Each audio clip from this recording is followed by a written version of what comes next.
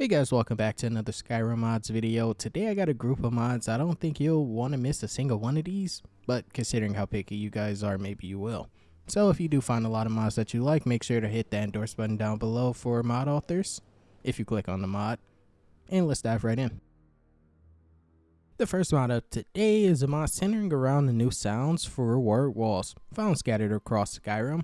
This mod is called Dragon Voice Word Walls, offering new dragon tongue whispers as you approach.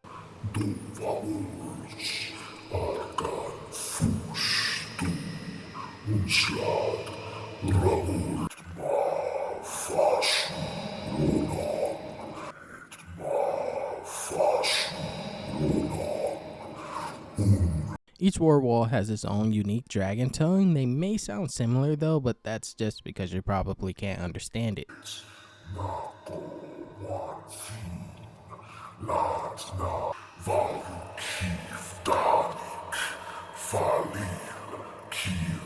When you first install this mod, there are two options that you can choose from, where there's whispers combined with the dragon tongue, or you can just have the dragon tongue. And I feel like this audio mod might be a little more immersive than the original audio made by Bethesda. Up next though is another immersive mod in my opinion, adding in an animal that should have been in the base game. This mod is called Edmond's Nature Series, Deer. We already have bucks and elks scattered around Skyrim, and now we have new types of deer scattered around. You can find them grazing alone or in a herd depending on how many animals you have spawning, but not so many that destroy your FPS. And there's also multiple variants, each having their own textures, and also a male and female variant. The different type of deers that you can find range from white-tailed bucks, does, blacktails, and also fawns. What's special about these is that you can also kill and loot them for the new custom hides. But I mean, they offer no special advantages, but it is nice for the immersive standpoint. And the way that these are set up to spawn is that they replace some of the elk spawn that is around Skyrim. So if you have a mod adding more wildlife, then you'll get to see more of these more often. In this video, I am using the original version of the mod. It has been updated since with new textures, but as of right now, they already look pretty great. And up next we have a brand new female only armor, but this time not so skimpy. This mod is called the Knight-Herald. The Knight-Herald comes with HDT-SMP built in, so that does have a requirement for the other mod. And it also supports vanilla body and 3BA bodies, and because of this mod's age, a Beyond patch is available but provided separate. Based on the mod page information, this armor is heavily inspired by series concept art, at least the armor that she was wearing in it. And this armor also comes with 5 pieces to equip, so it is kind of easy to get. You don't have to craft 20 pieces.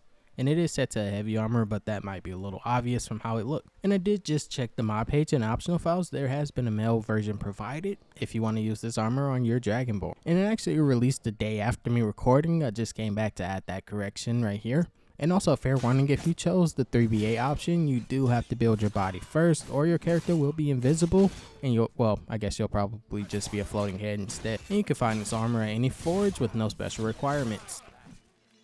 Up next, a remaster for a vanilla creature that not many people run into often. This mod is called Wispmother Overhaul by Meow, overhauling the complete texture and meshes of Wispmother, giving her darker skin and new glowing runes spread across her body to make her, I guess, more mystical. Or would that be mythical in this case?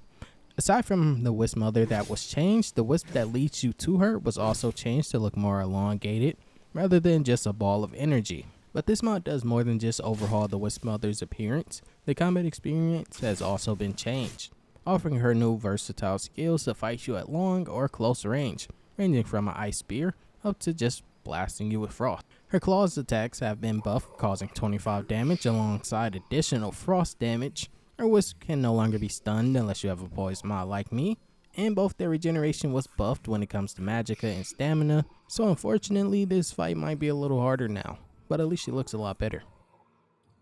This next mod is just a simple accessory mod that I figured you guys would appreciate. This mod is called Eyepatch and Eyewear Collection, offering different types of eyewear for any female or male character to wear. Most options for the eye patches or just the eyewear have a left and right version, except for the Dwemer version which you're seeing right here, but they also have a both eyes covered version.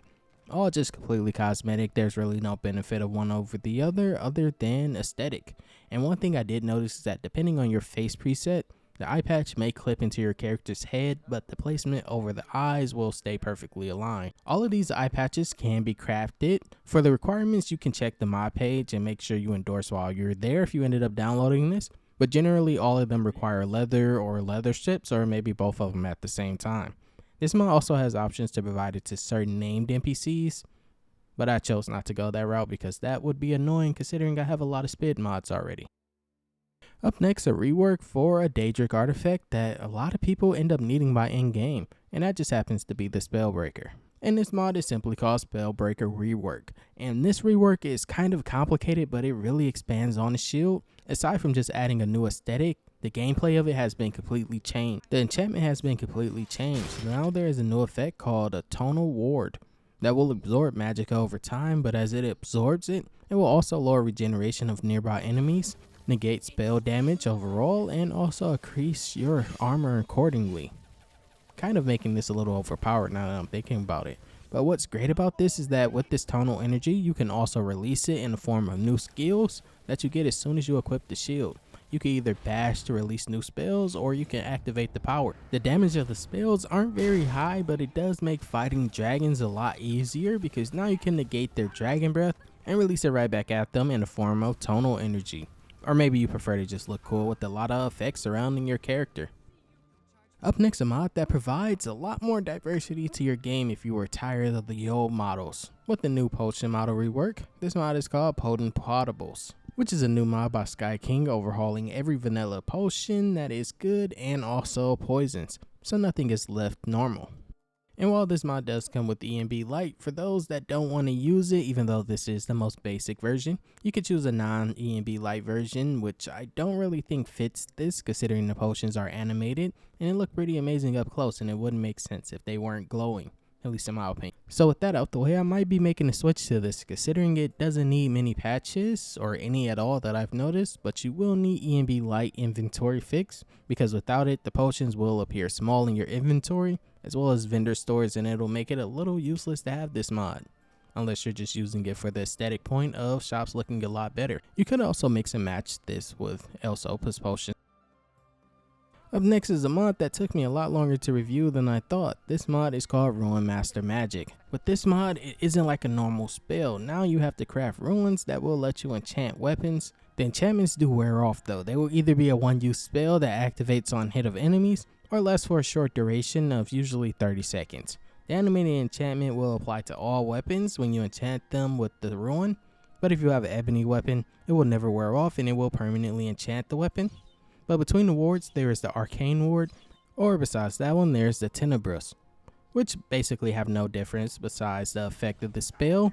And once you activate it, you'll have a new animated effect, and every time you hit enemies, like I said, it will either last for 30 seconds until the enchantment wears off, or maybe it is a single use hit spell. Like the Havoc spell causes a single explosion when you enchant the weapon and hit enemies. But I do want to point out crafting runes does take soul gems, so it can be a little complicated, but about 1 rune per common soul gem and 4 runes for grand or black soul gems. And depending on the strength of the power, it will use more rune. These spells work more like powers than cast spells. You activate it with your weapon now, and while your weapon is enchanted, you cannot use any other spells until you finish using the current one, by either waiting for the timer to end or attacking something and casting a spell on purpose. These spells all have their own usefulness, all causing some form of damage though. None of them is purely utility, but some are AoE attacks while some focus more on just one person.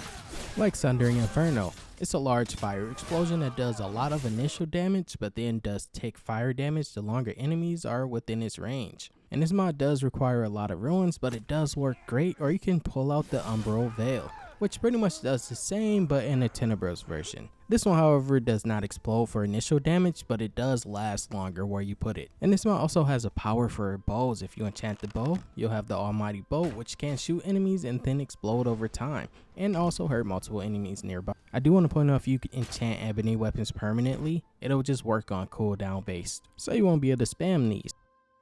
Up next, a mod people think will replace Northern Roads. This mod is called TMD Dirt Roads. This is a more simple dirt road replacer rather than Northern Roads. This offers no clutter, but it will replace all roads around Skyrim, but not simply adding dirt roads. There will also be some grass patches in between the roads, making it look a little immersive like you might see in modern games. And these work great with landscape changing mods or just landscape retextures. Like in this video, I'm using the Atlantean landscape patch. But I do know this mod will require patches. From my time testing it, there were a few land patches where things kind of didn't blend well. But I doubt you'll run into the same issues as me, considering I have over 2,500 mods. Because there's literally only one bug report. Usually on mods this expensive, there's dozens in the first few days. So let me know what you thought about this selection of mods, guys, and also make sure you endorse mod authors if you download something based on this video. Peace and love, guys.